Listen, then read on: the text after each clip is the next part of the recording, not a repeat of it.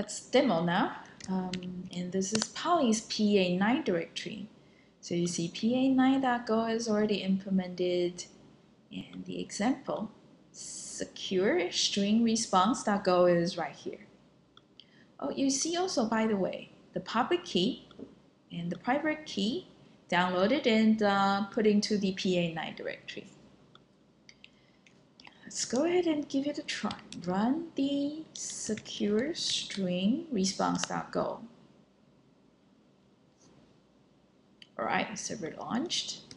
And now we curl with the K flag and specifying this is secure HTTP to the server. And the port number, the server process is running there. Yeah, the server there is always sending back message saying file not found. So curl here is showing the content of the response message. And server side here prints only the method of the HTTP request message, and that's what we're seeing here. Okay. Why don't we try curling without HTTPS and see how it's going to happen, how it's going to go. So just this. Okay. Oh, and we need to start the server running again. Right. And curl. Right, curl is not getting any reply back. Let's see what the server side is complaining. All right, so there's a panic message and the TLS package is complaining. First, record does not look like a TLS handshake. Yeah, so the client here handshaking to the server, but that handshake message is not HTTPS, okay, handshake, not the TLS handshake. Therefore, server side is rejecting, okay, to the request and not sending anything back. So curl gets nothing back. Okay, and the server side is simply jumping and panicking. Now you might be thinking, how do we know the messages being exchanged are really encrypted? Now let me use a traffic sniffing tool to demonstrate that a hacker could be sniffing the packets and trying to see the content of the packet. And let's run the example again and see if we get to see the content of the messages being exchanged between the example server and the curl client. So the tool I'm going to use to sniff the traffic is called TCP dump. Okay. So on Mac OS, okay, TCP dump is just right there. It's a very basic tool to check, to debug whether the network is going okay. What packets are being exchanged and what packets might get dropped. So TCP dump, and I'm going to use the big A flag so that I can see the content of the packets. And I'm just going to sniff on a particular interface that the packet is going to travel. And because I'm sending to localhost in the demo, so I'm just going to limit the packets that I sniff to all that goes to host or coming from host 127.0.0.1. Let's go ahead. Oh, wait, you don't have permission to capture on this device. Okay, yeah, so I'm just gonna use the root access. Sudo is allow me to give the password of the root so that I can start the TCP dump. There. TCP dump now working, so it's waiting for packets to travel through the interface. Let's go ahead and run the example. Secure string response.go. All right, server running. Now HTTPS.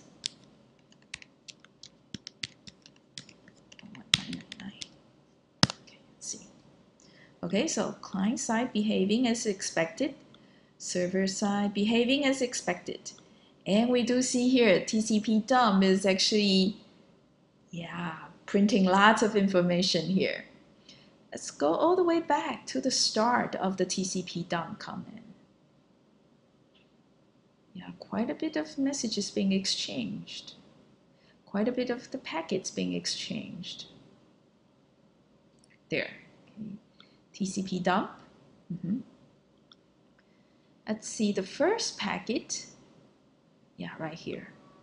5 p.m., 17 minutes, 28.064367 seconds. And this is an IP packet coming from this host, local host, and this port number 52158. So this must be the client here on the lower right.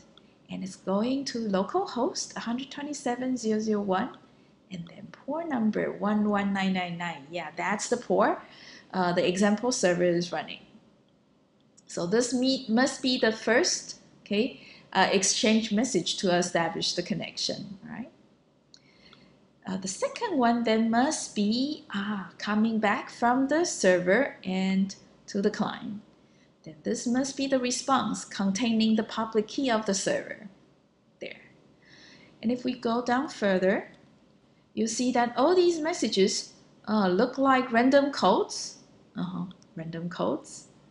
Yeah, chances high the messages being exchanged between the client and the server are indeed encrypted. So you see here, length 45. There should be some 45 real data being sent over this packet. All right, but that 40 byte encrypted right here. So we can see the plain text not being able to understand what's being exchanged. Now let's try, sending messages without encryption, without the TLS socket. How about that? Let's go back to pa9 and see if we get to see the packet content and see the real message being exchanged. And let's run how about the string response.go? Okay, running. And now let's curl without the S and without the -k flag. There. Okay, client behaving as expected, server behaving as expected. Again, in TCP dump, we see lots of output. So TCP dump is printing packet by packet, all the content, with the big A flag. Let's go all the way. Yeah, I think this is where I started the second example without encryption, the non-TLS socket example. This is the first packet, again, coming from the client port to the server port.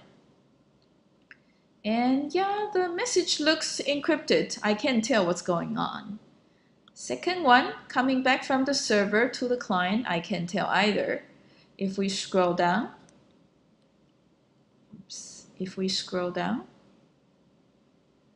oh, wait.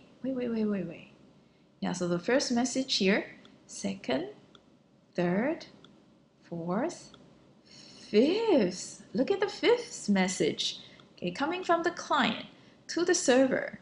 What do you see here?